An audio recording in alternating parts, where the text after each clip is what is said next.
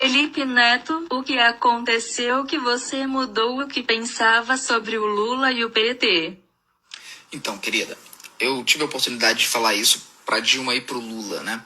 Eu falei, eu era antipetista antes do antipetismo existir.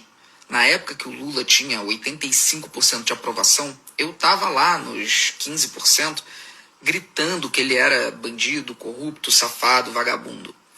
Eu tive uma criação conservadora. Eu tive um integrante da minha família que fez grande parte dessa minha criação e que eu tinha como um ídolo, que odiava o PT com todas as forças.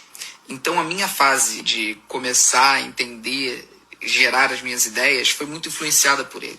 Eu odiava com todas as minhas forças o PT e eu tinha convicção de que ali só tinha criminoso. Essa era uma convicção que eu tinha. Mas veja bem, uma coisa que é muito importante, isso era uma ideia que tinha sido incutida em mim.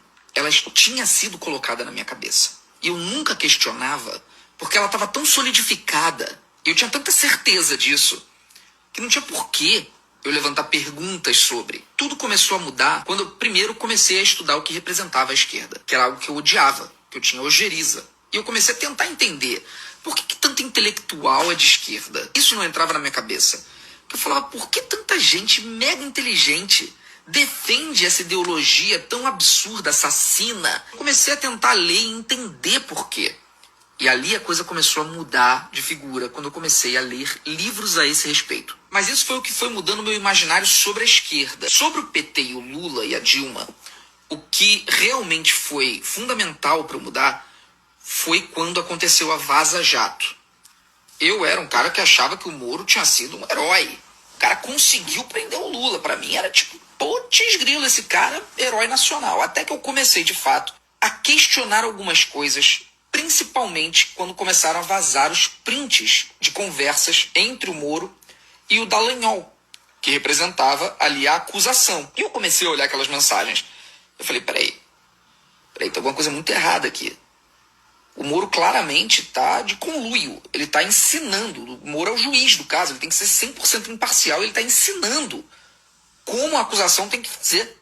E eu comecei a pesquisar pessoas que entendessem muito mais do que eu e que estivessem questionando a Lava Jato. E uma das pessoas mais influentes nesse sentido foi o Reinaldo Azevedo, que foi um cara anti-Lula ferrenho, contra a Dilma ferrenho, antipetista pra cacete, e que quando a Lava Jato aconteceu, ele ficou completamente estarrecido e ele desafia o Moro até hoje a apresentar uma única prova que justifique a condenação do Lula. Sérgio Moro. Olho no olho, hein, Sérgio Moro? Eu o desafio a dizer em quais páginas da sua sentença estão as provas da denúncia que o Ministério Público ofereceu contra o Lula. Eu faço esse desafio em todos os lugares e você nunca aceita prova da denúncia. Você não vai dizer porque você não apresentou. Senhores do TRF4, 3 desembargadores. Vocês 3. Eu faço o mesmo desafio. Eu quero saber em quais páginas, vocês também nunca me disseram, porque eu já fiz esse desafio também. Em quais páginas vocês acharam as provas? Então, quando eu comecei a ver o que tinha acontecido de fato ali, e o que tinha acontecido no golpe da Dilma, foi como se meu mundo ruísse mesmo. E isso é que é o mais difícil pra gente. Porque a gente se cerca de convicções e a gente tem certeza que tá certo. Quando alguma coisa abala isso, a nossa vontade é de sumir. Como que eu ia mudar de ideia depois de tantos vídeos xingando o Lula? E aí você tem 2 caminhos a seguir. Ou você segue a sua consciência, pede perdão e tem a humildade de recomeçar do zero, consertando as cagadas que você fez. Ou você escolhe o caminho mais fácil, que é o que a maioria faz. Teimosia, continua justificando os próprios erros e continua acreditando piamente que está certo. Quando começaram a surgir as provas irrefutáveis de que a prisão do Lula era completamente ilegal, quando surgiram todas as evidências de que o golpe na Dilma foi um golpe de fato, arquitetado, e que o antipetismo foi uma coisa formada, pensada, planejada para derrubar o PT e colocar o PSDB no poder. Quando isso tudo ficou cristalino para mim, o meu mundo realmente ali naquele momento abriu um buraco e a única coisa que eu queria era sumir.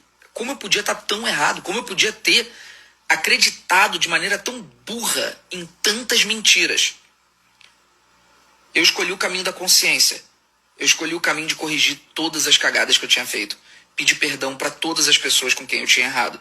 E tentar, de alguma forma, direcionar pelo menos as pessoas que eu influencio a enxergarem a verdade.